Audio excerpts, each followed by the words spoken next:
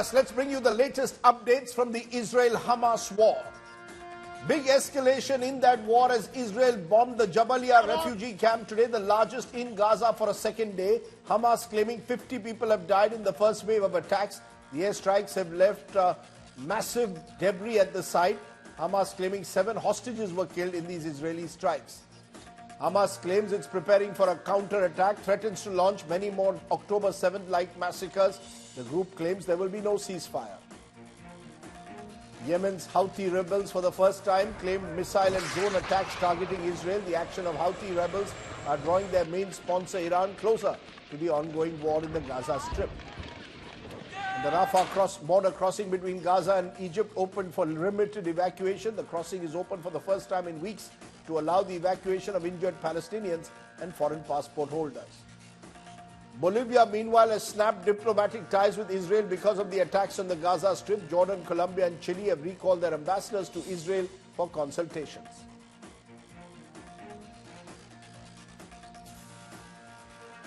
But our top story tonight. Israel launched last night massive airstrikes targeting the Jabalia refugee camp in North Gaza. It's the largest such refugee camp in Gaza. It's caused massive destructions of buildings, and the Palestinian Authority has claimed that at least 400 people have died. Other figures are putting it at 50. Another 150 are injured. While the count may be disputed, the fact is many civilians have died. Israel claims the attack was an important move in the war as it killed one of the Hamas leaders. But across the world, there are those who are questioning whether now innocent civilians can continue to pay the price for these bombings. It's our top story tonight. Are these bombings also now a war crime? Take a look.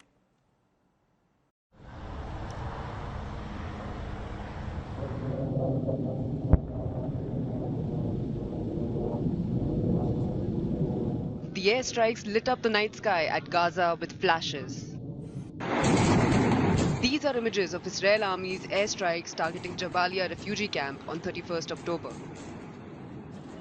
Officials claimed more than 50 Palestinians had been killed and 150 wounded when tons of aerial explosives struck residential dwellings in the heart of the Jabalia camp in urbanized North Gaza. A large number of injured have come to us after the large explosion that shook the entire Jabalia refugee camp. Hundreds of injuries, hundreds of martyrs. They were just in their homes. They were targeted while they were in their homes. Children, all martyrs. Women, elderly. We have no idea what to do. There are injured everywhere. Jabalia is the largest of the Gaza Strip's 8 refugee camps, with around 116,000 registered Palestinians living there. It's in the northern portion of the Gaza enclave. The refugee camps here over decades have become dense, permanent communities, with nowhere to rehabilitate the Palestinian refugees. May God have mercy on them. To God we belong, and to Him we will return. May God give me patience. To God we belong, and to Him we will return. Intercede for us, God. God is great. Thank God we die as martyrs. May God give me patience. This mother lost at least 3 of her children in the Israeli airstrikes of Tuesday. Israel justifies the airstrike as an important necessary move in the war to dismantle Hamas's underground operations. Our forces continue to significantly expand their ground operations in the northern Gaza Strip. Overnight, forces engaged in significant battles, including a multi-story building in Jabalia area. Terrorists fired at our forces in the area. Hamas used that structure, like many others, as a sanctuary. In this case, talking about the deliberate use of civilian structure near a school, a medical center, and government offices. The West Bank observed a general strike following Israeli airstrikes at Jabalia. In the neighboring country of Jordan, nearly 2,000 people protested in support of Palestinians in Gaza following the deadly airstrike on Jabalia. I'm short of words after I saw this massacre. This is the first time I witnessed a massacre like the one I saw today. I have never seen something like this in my whole life. Not in the previous war, not the one before. Not in any war. I collapsed. Nothing changed since the destruction of Jabalia. The war continues, as neither side are ready to back down to consider the humanitarian cost of this war. And joining me now is leading Palestinian academic Dalal Iriqat is with the Arab American University of Palestine in Ramallah. Appreciate your joining us, ma'am. At the very outset, we are getting conflicting figures, ma'am, on the casualties in this attack on the Jabalia refugee camp. Palestinian authorities claiming 400 people have died. Hamas says 50 people have died. Is this now all part of a propaganda war? We're getting conflicting figures on what happened and the death toll.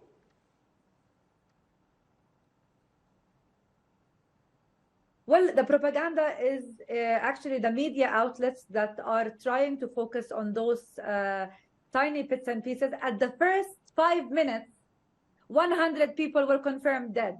And they said 300 serious casualties.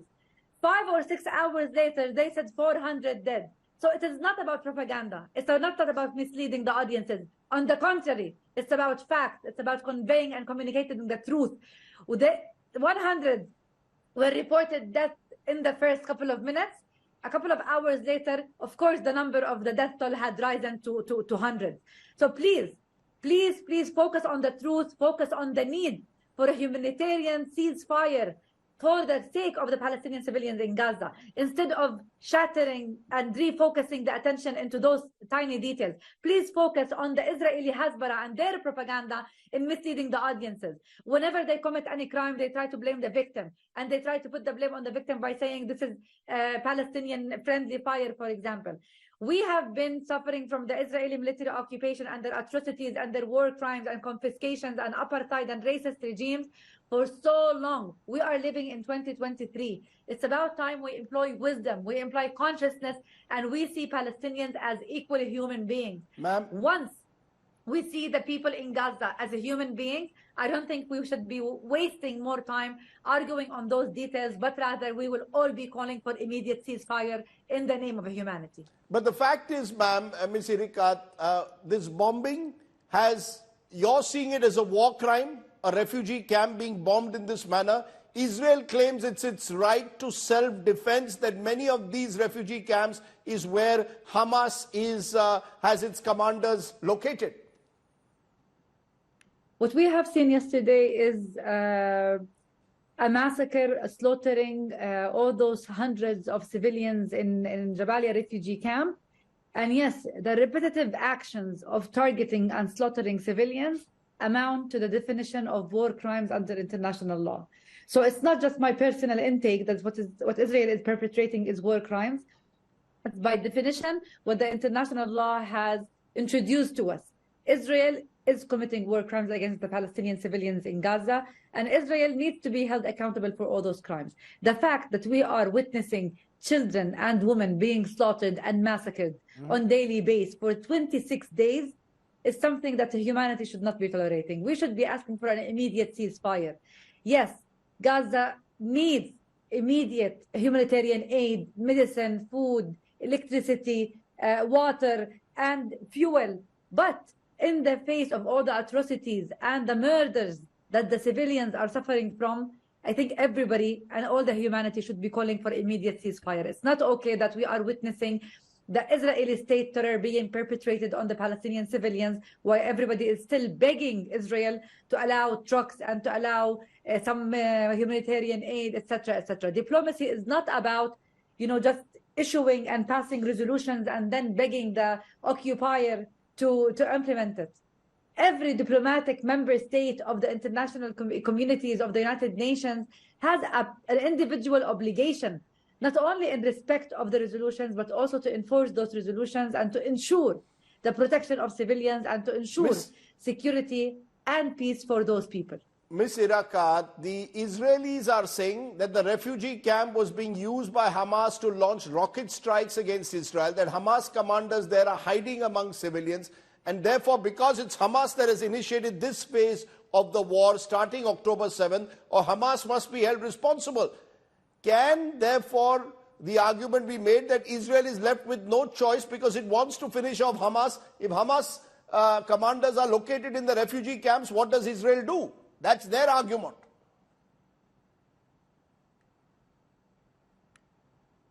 Listen, Israel is trying to mislead the audiences by saying that this is an Israel-Hamas war. This is not against Hamas. They cannot claim that they are eradicating Hamas by targeting and massacring 2 million civilians. They cannot claim that they are targeting Hamas by bombing all those hospitals, mosques, and churches. They cannot claim that Hamas is the target while they are targeting every residential building.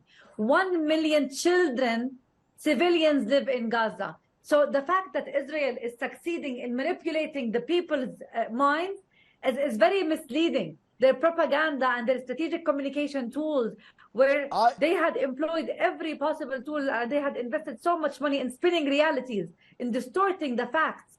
What is happening is genocidal. The Israelis are committing war crimes against the Palestinian people. It is not okay that the world is still arguing whether Hamas is the target or not. We are witnessing the war crimes against the Palestinian civilians. I will ask it is you not again. Okay for us to see Israel, the biggest, the fifth biggest military state in the world with all its sophistication and military might. Are you saying that Hamas is not using civilians as human shields? That Hamas is not using civilians, is not hiding, whether it is in hospitals or schools? And this is why these places are also, unfortunately, tragically getting targeted. How can we give Hamas a clean sheet? Thank you. Let me clarify one thing. The Palestinian people have been occupied for 75 years. The Gazans were besieged for 16 years. But the Israeli occupation did not start with Hamas. Hamas started in 1987. The Israeli occupation existed way before Hamas. Our struggle is under the Israeli military occupation. There is a call. Palestinians have endured so much suffering under the Israeli crimes for 7 decades of apartheid, of killings, of executions, of confiscations, of settler colonial project, and of settler terror recently. The fact that Israel has been committing more and more crimes against the Palestinian people while it enjoys impunity makes the Palestinian people struggle for freedom. Unfortunately, with the help of the media bias, our call for our freedom is labeled like terrorism, unfortunately.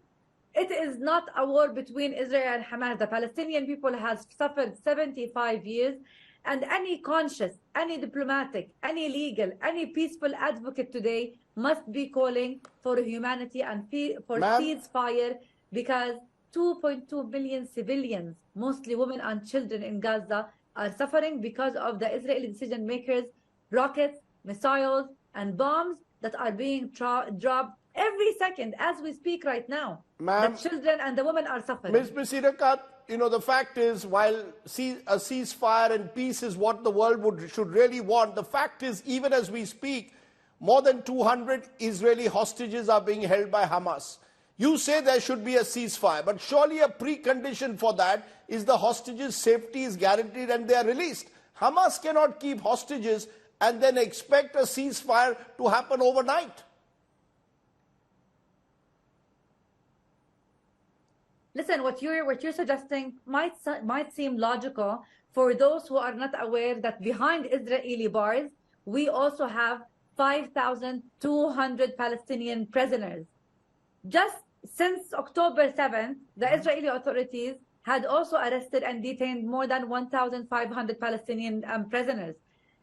So the fact that you are still adopting the Israeli narrative automatically by saying how logical it is, as a precondition for those to release the hostages and then we ceasefire. Well, for me as a mother and as an educator and as a professor of diplomacy, in face of all the sufferings and of all the massacres, the documented war crimes that we are witnessing against the women and the children and the deprivation of basic rights, all the humanity should be calling for ceasefire now. Yes, I agree the hostages must be released and no civilian must be put to suffer such atrocities. But ceasefire for humanity in Gaza. The people of Gaza are human beings. This is the message that needs to be conveyed.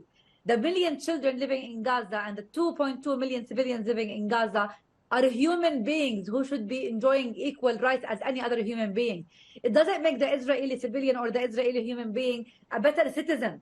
Let us be more logical, more humanitarian, and more civilized, if I may say, when we speak about the current situation. It is day 26 of continued war crimes, of continued rockets that are falling on the heads of the women and the children in Gaza. They don't have any shelter. They don't have any safe place. Even the hospitals are being targeted. The doctors are running operations without anesthesia. They don't have fuel. 50,000 Palestinian women are pregnant in Gaza. 5,000 of them will give birth in the next month. People, women and children are deprived from the basic humanitarian needs in Gaza. It is being converted into a big refugee camp, deprived from the basic hygiene, the basic rights, no water, no food, no medicine, no right to live. Okay, strong words from you there, ma'am. I appreciate you joining me there from Ramallah. You're giving us a Palestinian perspective to what you believe is a war crime being perpetrated on Gaza refugee camps. Fior Hassan Nahum has been joining us, the Deputy Mayor of Jerusalem. Boaz Bismuth is Israel MP in Tel Aviv. I appreciate both of you joining me on the show tonight. I want to turn to you, Fior Hassan Nahum. You may have heard my Palestinian guest saying what's happening is a war crime. She wants an immediate ceasefire. How do you respond to the growing concern that more and more civilians are dying every day in the Gaza Strip after the Israeli bombings?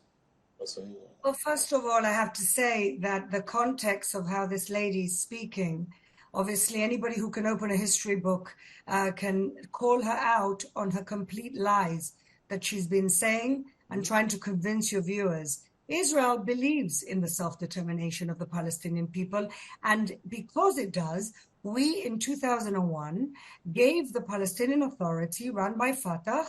Ramallah is a wonderful place. You should go and visit sometime. It's a capital, really, for the Palestinian Authority, with beautiful castles and houses and cafes and shopping malls and restaurants. And the Palestinian Authority, where alleged atrocities have also been committed by Israeli settlers, ma'am. Let's focus on what's been happening in the last 26 days in terms of the bombings. Do you condemn, just as I've been asking Palestinians to condemn the Hamas attacks, do you condemn the bombings of innocent civilians? No, excuse me. I'm giving the same context and trying to retort on the lies that she gave you. We left 2001 an autonomous territory for the Palestinians in around Judea and Samaria, Area A and Area B. In 2005, we did the same thing in the Gaza Strip. So when she talks about a refugee camp, the first thing you should be asking her is, why is there a refugee camp in a territory that has not been in occupation for almost 20 years? That's the first question. The second question you should be asking her is, we all know there's an complete underground system of terror, why aren't the cowardly terrorists coming out on top and protecting their people to go underground? That's what any normal leaders would do. So what we have here, as you know, is a genocidal government that don't care about their own people, are quite happy when their own people die, because they were the ones preventing them from evacuating to the south when the Israeli army asked them to move from the north to the south. That's what you have. You have a terrorist regime that has in their charter that they want to kill not just all Israeli Jews, but they want to kill all the Jews around the world. And so how this lady can argue anything else I'll just come back. I'll come back to you in a moment. PR of lies. Okay, I'll come back to you in a moment. In an attempt to paint themselves out as the victims, the Palestinians have had so many chances. And in fact, her own people in Ramallah were brutally kicked out of the Gaza Strip. The Fatah leadership was brutally kicked out and killed in the Gaza Strip in 2007, but of course they must have very Fior Hassan Nahum, let me go back to Boaz Bismuth, who's joining me also, Israel MP. Mr. Bismuth, you may have also heard our Palestinian guest saying it's time for a ceasefire. Is this now a collective punishment of Palestinians? How do you respond when Palestinians are telling me that this is a collective punishment of our people? This is not Israel taking on Hamas. This is Israel now punishing the Palestinians for allowing a group like Hamas to exist. My answer is clear. It is time. It is time to destroy Hamas. It is time to destroy a terrorist group that is fragilizing the Middle East, but not only the Middle East. 3 weeks ago, Not 10 years ago, not 50 years ago, a few weeks ago. Kids were slaughtered, burned. Women were raped. 1,400 people in their homes, being slaughtered, like Holocaust, the same thing. Now I heard the lady that you gave her 20 minutes, I don't even know how much the interview took. 10 minutes. But this was pure propaganda. This is a disgrace. During Second World War, these people are collaborating with Nazis, and I'll tell you why. She says she's a mother. If she's a mother, she has no heart for her children because babies here were killed and massacred. Now she's a woman. What does she think of women being raped?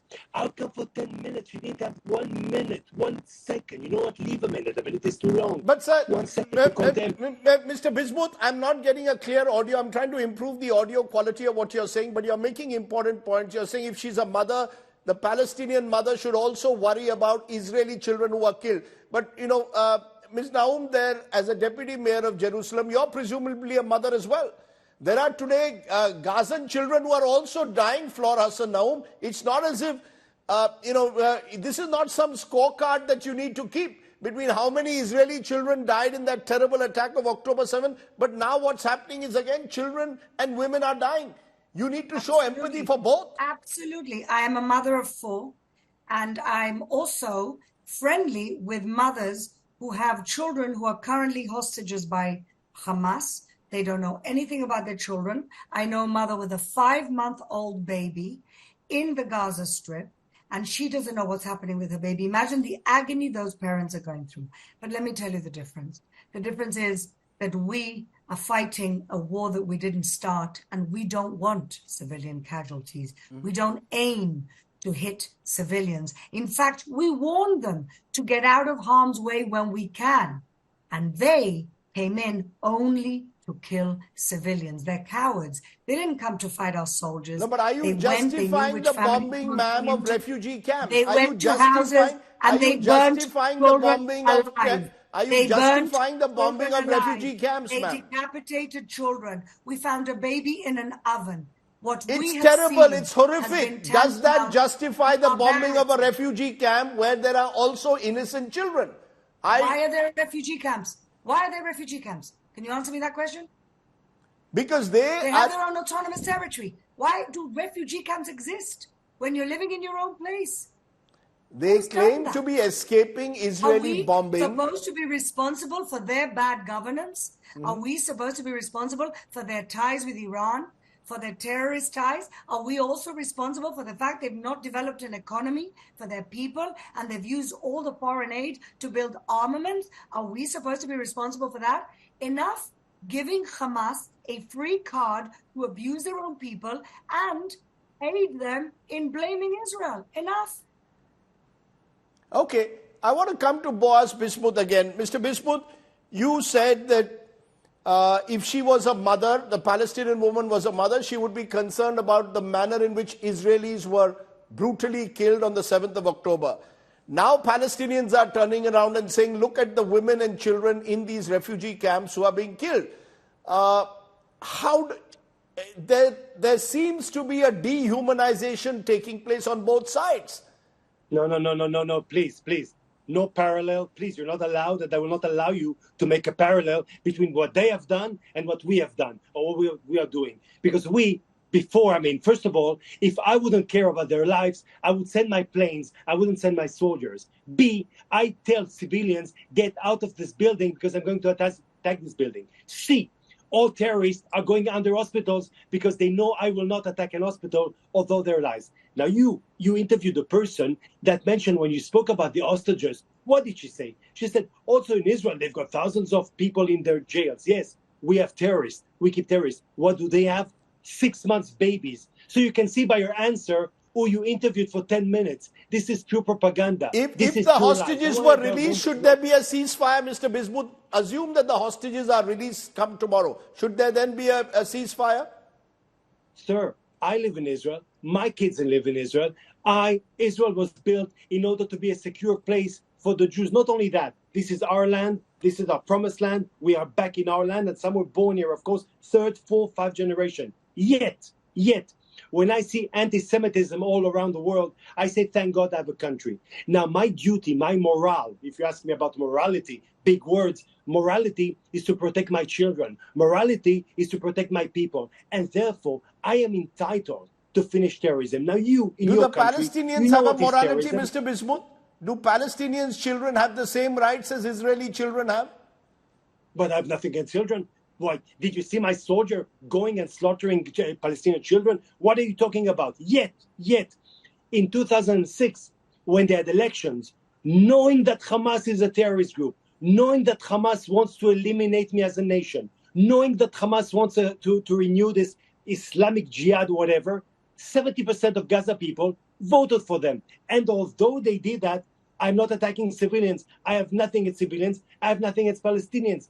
But I have everything against terrorism. How do you then defend the position that it is reported over the last 4 weeks, more than 5,000 people may have died in the Gaza Strip, according to some figures, including a large number of women and children? Who are you taking the numbers from? Who are you I'm taking sorry, the sir. numbers from? I'm sorry. I'm A in the middle. genocidal government? Please, I'm in the middle of my answer. Yes. I want to tell you something, and that's very important. First of all, I'm not targeting civilians yet. You know, before being a member of parliament, I used to be a journalist myself. I covered the war in Kosovo, Iraq, Afghanistan. I covered many events in my life. And you know, when the West, when the civilized world, if you want, attacks terrorism, then he's entitled to. When it comes to Israel, so immediately you take, for example, Hamas, and you will say, military branch, what do they say? Political branch, as if you have branches, as if anything in barbarian actions like they did is military, as if anything political is in what they do. So please, the same thing you would expect from your government, the same thing you would expect from your army in India, in America, in Great Britain, in any country, this fighting terrorism, this fighting Hamas is also your war. Why? Because if you really care for Palestinians, if you really care for babies in Palestine, if you really care about children in Palestine or women, you should eliminate a terrorist group like Hamas. Because who's behind what's happening in Gaza right now? It's Hamas. Because if they stop, first of all, if they wouldn't have come inside our villages, our houses, our communities, then we would never respond. You would have never seen that. Do you see a ceasefire? Do you see a ceasefire, Mr. Bismuth, on the horizon, or do you believe this war could expand further?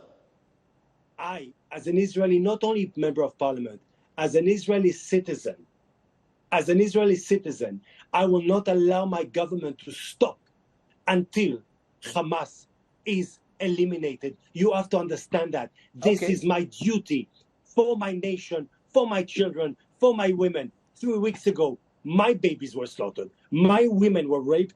1,400 civilians died. And now my babies, because my soldiers, these are youngsters, are now in Gaza fighting a very difficult fight for the protection of our people. And by the way, if I wouldn't care about civilians, I would send my Air Force. I wouldn't send my boys there to fight.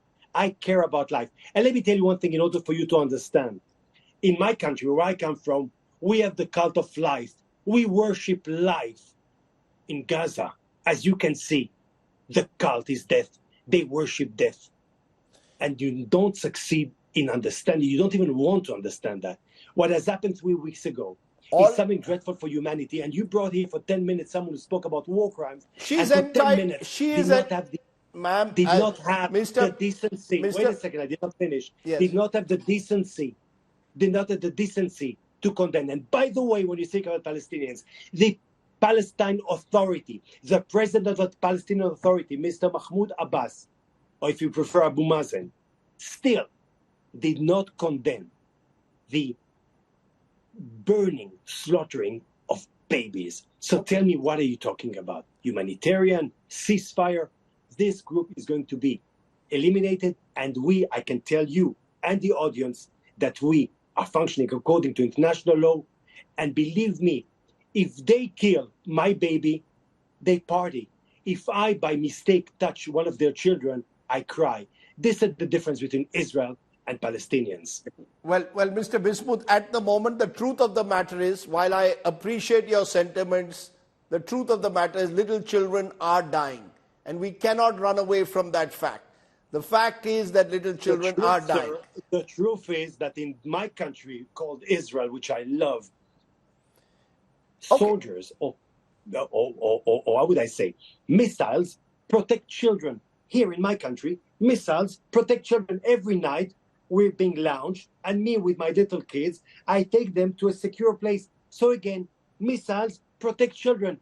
If you cross the border and you go to Gaza, over there, children protect missiles. So before coming to me, Israel, and believe me, I function according to international law, Mr. Bismuth, and I care about life, especially of kids and women, whatever they are. Okay. Go to Hamas, go to Palestinians, go to that ridiculous, horrible professor that you interviewed for 10 minutes and ask her about the functioning of Hamas, about all the historical choices Palestinians have made, never wanting to really have peace with us. And by the way, when in 2005, we don't occupy Gaza, what are they doing over there?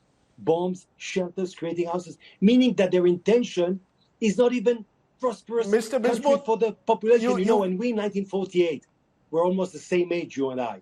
When we had a state, what did we do? It wasn't Israel that we wanted. It was much smaller, and we accepted, although it wasn't all the land we deserved to get. We said, okay, 3-4 years after the Holocaust, people danced in the street, and we started building medicine and agriculture. Mr. Bismuth, and economy I've run completely and out of houses. time. I've And- heard you. I've heard you. You've made a You strong, heard me. passionate But argument. I don't want you to hear me. I want you to understand me. Okay, fair enough. That's good to have a journalist on the show, or someone who's been a former journalist, now a member of parliament. Boaz Bismuth, for making your point so strongly. Thank you very much.